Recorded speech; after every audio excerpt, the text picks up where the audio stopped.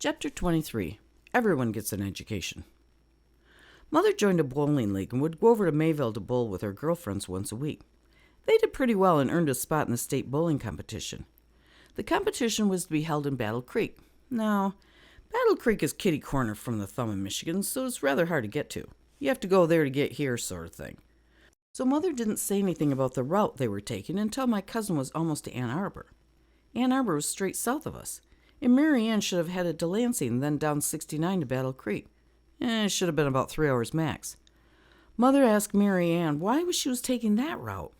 Mary Ann said she remembered a sign, and then she pointed at it. It said Battle Creek. "We came all this extra way to see that sign?" Mother asked. Mary Ann says, "Well, yes, that's the only way I know." So Mother is pretty frustrated by then, and she started wondering about their hotel reservations. The other woman told her to relax, and it would all turn out all right. But Mother had no faith in Mary Ann. She liked her nice enough, but had no faith in her. They had a hard time finding the hotel. It was a little ways out of town, and when they found it, it was sleazy. Now, we come from the country and don't have incredibly high standards for a hotel room, so if Mother says it was sleazy, it was sleazy.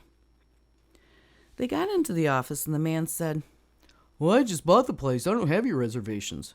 Mother said later she knew that was bullshit. Mother explained that there were no other rooms in town because of the bowling competition. He didn't seem to care and crossed his big hairy arms. Mother later said it was horseshit. Bullshit is an untruth and horseshit is unfair. The man leaned all the way across the counter, looked at my mother and all the other women straight in the face and said, "You gonna spend the whole night?" Mother said, "Well, hell yes, they were." He finally conceded and took their money and gave them keys to their rooms. They went out to eat, came back, and slid the dressers in front of the doors, took clean clothes out of their suitcases and slept on the clean clothes. I'm not sure whether they even used the blankets.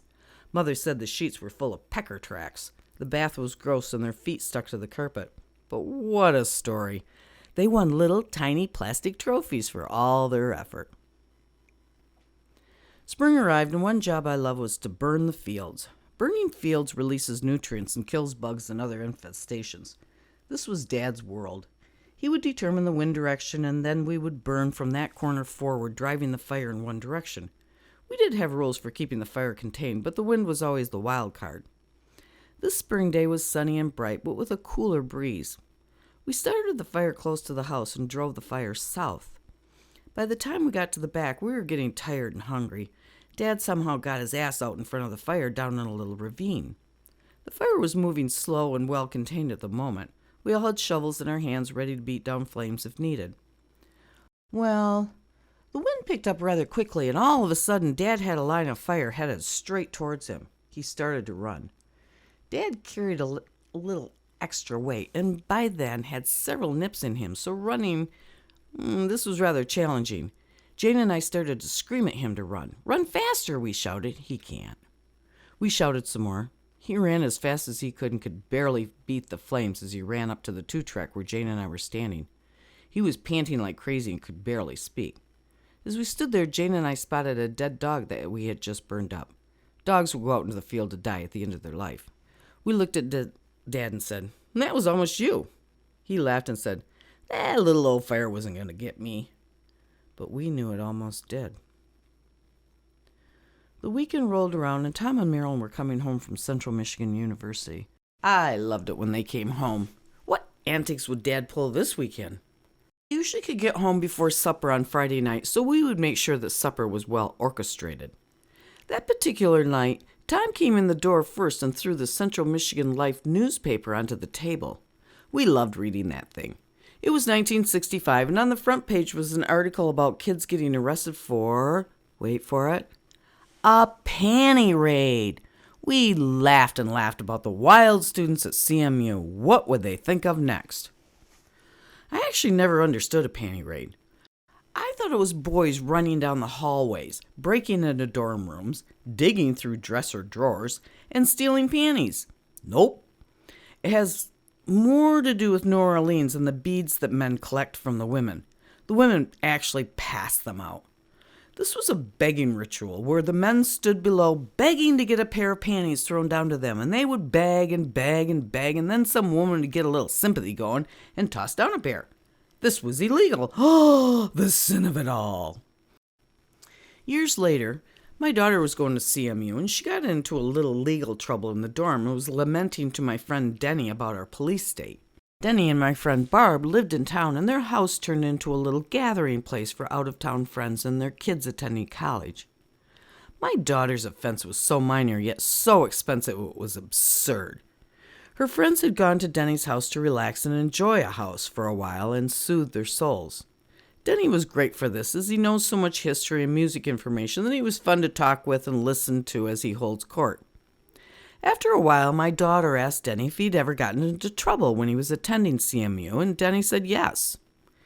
He proceeded to tell a long story that he took on a circuitous route ending with, "I was arrested in a panty raid that ended up on the front page of Central Michigan Life newspaper." The kids could have fallen off their chairs, they were laughing so hard. Who would have thought in this day and age a simple panty sniff could get you into so much trouble? Later, we put together that this was the article in the newspaper, and my friend Denny was the boy arrested when we read the article in 1965, and I was 11. My dad got involved in a little college education himself, which I'm sure he relished. He was asked to participate in determining the degrees of separation we hold as a society. It was run out of Michigan State University, and they sent him some obscure information that he was to try to reunite with its owner or the person who could answer the question. He was to pass the note along until someone owned the information and then contacted Michigan State University. His question was on nuclear energy and geology, where the two intersect. He gave the note to a knowledgeable friend, and then that friend passed it on to another, and so forth. In the end, it was determined that there are 7 degrees of separation between me and anyone else.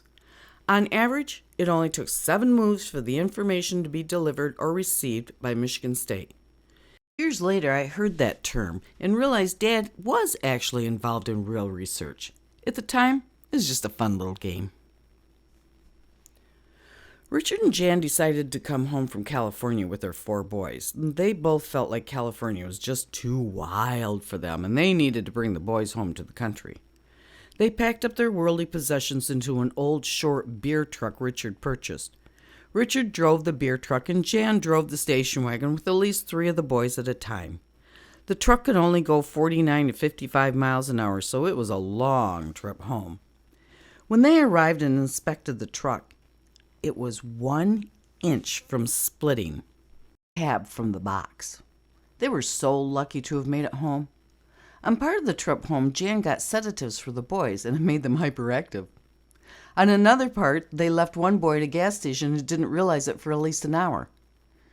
That was all way before I-80, so they hit every town, traveled behind every farm tractor, and fought for space with every semi-truck. Robert was also living in California in the early 1960s and drove home straight through once. When he walked in the back door, I thought Mother was going to kill him. "Straight through?" Mother kept yelling over and over. I stayed in the living room watching TV until the storm blew over. Robert was too old for me to relate to anymore. I didn't really care that he was home. I just didn't want to have to give up my bedroom. Richard and Jan lived with us for several months until they found a place to live. Dad set Richard up with some land and credit at the lumber yard. He built a house and sold it for money, and then they did it again.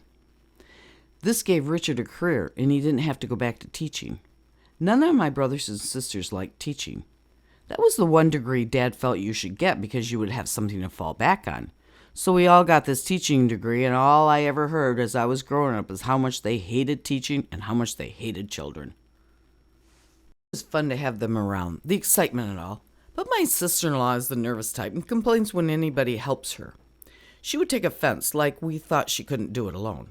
Mother taught me to jump in and help when I saw help was needed, but with Jan, you'd get your head bit off.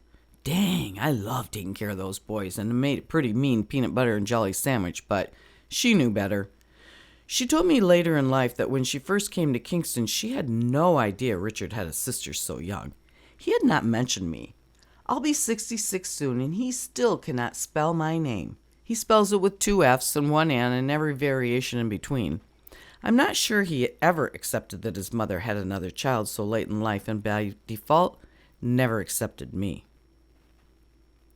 The greatest part of them returning from Los Angeles was that they had a trampoline.